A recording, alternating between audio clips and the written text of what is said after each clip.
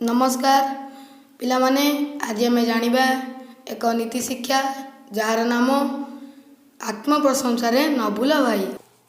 गोटे जंगल भितर गोटे कुकुड़ा घर तली रोला। गोटे बिलुआर ताको खाइबा मन है। बिलुआ गोटे उपाय पांचिला। से खंडे मांस आनी कुकुड़ा घर सामने पकाई देला। तार किछि दूर रे बसी कुकुड़ाटी को डाकी कहला, मो गोड़े कंटा पशि जाइछि, मु चली पारुनी, सेई मांस खंडटी को मो पाखक आनी देबो कि? यह कही कुकुड़ार पूर्वपुरुष माने किपरि परोपकारी थिले से विषय रे लंबा भाषणटीए देला। मूर्ख कुकुड़ाटी निज प्रशंसा शुणी बिलुआ पाखक चली आसिला। यही सुजोग नहीं बिलुआ कुकुड़ार तंटी को चिपी धरी ताकू मारी खाइला।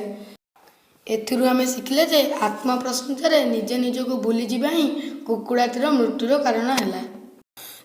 जदि आपको ये वीडियोटी भल लगी था तेज आम वीडियोटी को लाइक करूँ, चैनल को सब्सक्राइब करूँ और ऑल नोटिफिकेशन को दबाई दिंतु।